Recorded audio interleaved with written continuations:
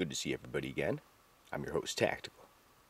Back with another folding knife. This will just be a quick overview of a knife I just recently purchased. Now, it came out earlier this year. It was new for 2014. Spyderco Battle Station. Get that in the picture for you. Neat little knife. Take some closer looks at this if we get it to focus. Nice G10 handle scales. And the grippiness, yeah, give it a B. Maybe a B+. It ain't the best, but it's pretty good. You know, nothing to rip up your pockets like a cold steel or something. Check out that funky lanyard hole. It comes out of the metal. There's one standoff in there. Nicely done. That standoff looks almost like a ZT one to me. Two positionable pocket clip. Tip down left or right, or tip up, excuse me, left or right. There's some little cutouts going on there.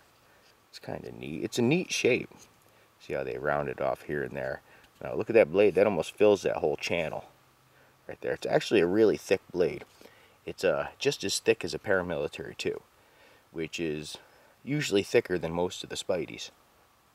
Full steel liners. Lock back design. Oops, got to get it to focus. Little dip right there. Got a wire style pocket clip. It's got good flex to it, like just enough. It's not too hard, but it's definitely firm enough. Here's your centering, dead on. Definitely well done. Open this up. Opens up super smooth. That's a funky different style of Tonto. It's like a modified Tonto point. It's pretty neat looking though. I like how it's swept back. And almost like a clip point design. Nice grind lines. A little fuller there on each side. VG10 steel. Nice jimping right there for the choke up spot. Or for the forward choil. Partial flat grind. I guess that's the designer or something. Not totally sure. Yeah. Overall length on this, 7.2 inches.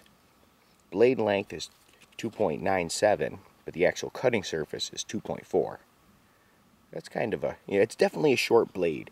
It's like, I should have a Sage with me. I got a Sage and it's pretty much the same size, except for the handle's longer on this one. But the blade is about the same length. Weight is 4.5 ounces, so ultra light.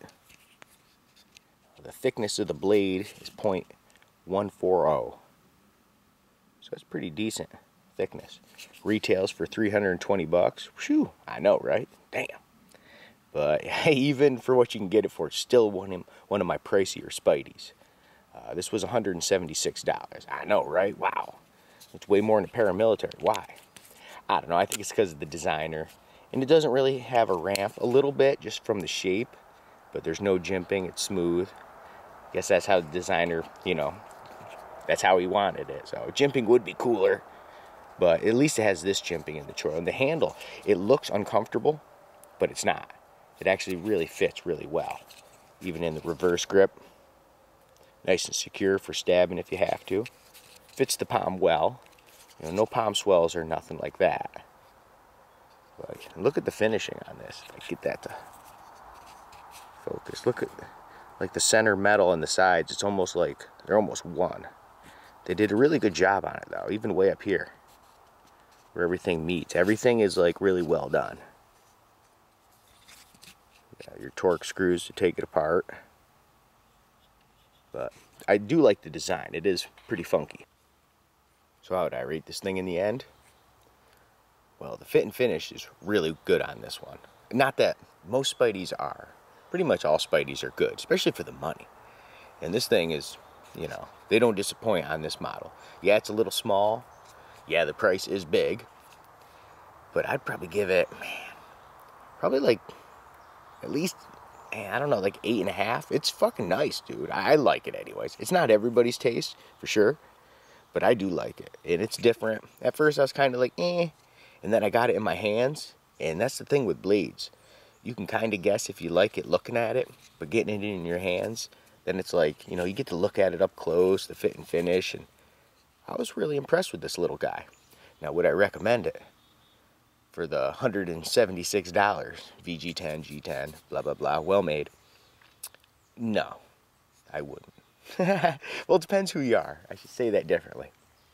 If you just want this for like, your main EDC knife or something, for the average Joe, I would say it's too much money. You know, you get a paramilitary too. They're like, $40-50 cheaper. And a bigger blade, shit like that. But if you're a collector, I would say definitely do it, because it's definitely cool for the collection. It is a neat little knife. I enjoy it. I haven't even used it, and well, that's the thing about being a knife freak. You don't even gotta use it. You can just molest it, and you're happy. Yeah, it's like a naked lady. But anyways, I better stop. I'm getting this knife all excited. Wow! Sorry about that. Drink a couple beers. But yeah, that's how your man is. So yeah, for a collector, or if you just got lots of money and you want something different, sure, I would recommend it. But, compared to what's out there, and there's a lot cheaper that do the same thing, I'd say no then. But I do like it a lot. Thanks for stopping by. And until the next time we meet.